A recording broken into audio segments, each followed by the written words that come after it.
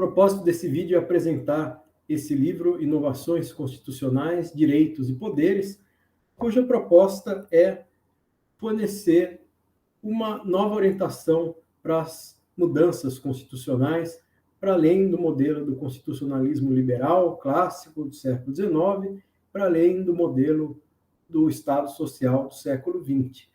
As propostas do livro são inspiradas no conceito de experimentalismo democrático, proposto pelo professor Roberto Mangabeira Unger, e as propostas são, em grande parte, inspiradas por conceitos da sua obra. Essa ideia de experimentalismo democrático tem origem num pensador, um filósofo americano, John Dewey, e fornece uma diretriz normativa para a gente orientar, avaliar, criticar as instituições constitucionais. A ideia aqui é que as instituições não são valiosas em si mesmas, apenas por estarem inseridas em determinadas culturas, como pensa a posição comunitarista, mas também, quando a gente busca um parâmetro acima de determinada cultura específica para avaliar a justiça das instituições sociais, é difícil considerar que essas instituições sejam absolutamente neutras ou imparciais com relação às formas de vida que elas privilegiam ou marginalizam. Quer dizer, as instituições sociais sempre privilegiam determinadas formas de vida, desincentivam outras formas de vida.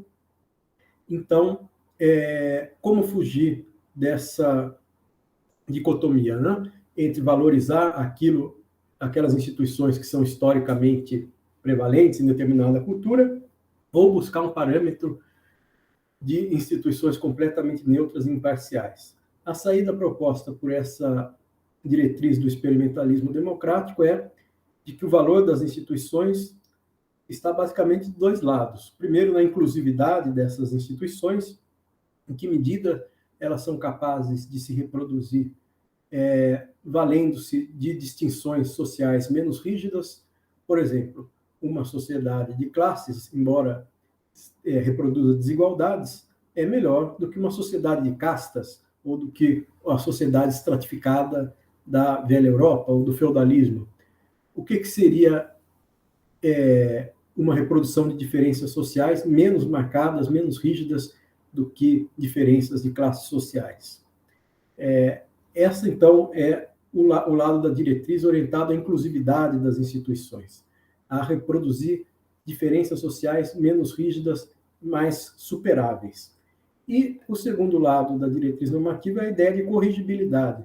Melhores são aquelas instituições capazes de aprender, capazes de tornarem manifestos os seus erros e se corrigirem. Por exemplo, a democracia é uma forma política que permite a correção dos governos. Se você não gosta de um governo, você espera a próxima eleição e troca esse governo, vota na oposição. Durante o próprio governo, existe o embate entre governo e oposição para corrigir as propostas políticas. A economia de mercado, da mesma forma, busca se ajustar nos mecanismos de oferta e demanda. O direito positivo é um direito que pode ser alterado por decisão política. Você não precisa esperar o tempo de mudança na longa duração de um costume para transformar as instituições jurídicas. O direito positivo é um direito reformável. E a própria ciência, o ideal da ciência é esse, é detectar os erros e corrigi-los, né? Testar as hipóteses. Então, a ideia de corrigibilidade é muito importante para as instituições sociais. Então, a grande diretriz normativa do livro é essa do experimentalismo democrático. Uma segunda ideia importante é a ideia de que todo direito é um direito social e todo direito é um direito de liberdade. Quer dizer, o livro procura fazer propostas com relação aos dois lados da Constituição, ao lado da organização dos poderes do Estado e ao lado dos direitos fundamentais. E a classificação canônica dos direitos fundamentais é em dois grupos, né? Direitos civis e políticos de um lado, e de outro lado, direitos sociais, econômicos e culturais.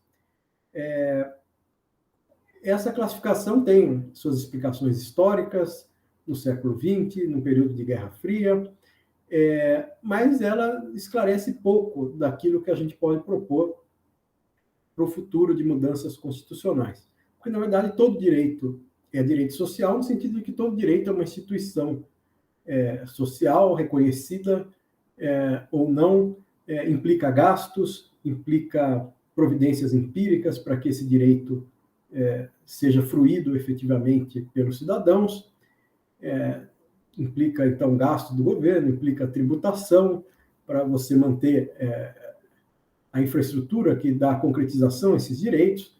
Claro, o direito de liberdade de expressão implica você ter um poder judiciário organizado, você manter uma imprensa livre, pluralista, tudo isso implica gastos do governo, assim como implica gastos o direito à saúde ou o direito à educação. Então, nesse sentido, todo direito é um direito social e, da mesma forma, todo direito é um direito de liberdade, se a gente considerar que a liberdade não é apenas a liberdade da violência estatal, a proteção dos direitos fundamentais não serve para proteger o indivíduo apenas diante da violência do poder estatal, mas também serve para proteger os indivíduos de qualquer vulnerabilidade social, inclusive proteger da necessidade, né? Então, existe a liberdade em relação à violência e existe a liberdade em relação à necessidade. Nesse sentido, um conceito amplo de liberdade ampara, justifica qualquer direito fundamental. E a terceira diretriz do livro, portanto, é deixar um pouco de lado essa classificação histórica, os direitos civis que surgiram com o liberalismo no século XVIII, XIX, os direitos políticos que se expandiram com o sufrágio universal ao longo do século XX, os direitos sociais que surgiram das várias correntes de Estado social, de socialismo mais democrático ou autoritário. Essa explicação histórica é importante, mas para a nossa proposta de inovação constitucional, interessa uma classificação mais funcional, a partir de um modelo no trabalho que o livro chama modelo DIPA, Direitos de Desestabilização, Imunidade, Participação e Autonomia. Direitos de imunidade têm a ver com a correção de injustiças estruturais em sistemas organizacionais. Quer dizer, se a nossa sociedade é estruturada em vários setores sociais específicos, especializados, direito, economia, política, educação, religião, esporte, ciência, e dentro desses sistemas existe uma proeminência das organizações, as escolas, os bancos, as prisões, as empresas, surgem muitas vezes injustiças estruturais, racismo estrutural, opressão coletiva ou individual nas rotinas e nos procedimentos das organizações. Então, uma das categorias de direito proposta é essa sugerida para pensar esse tipo de problema de correção de estruturas sociais que são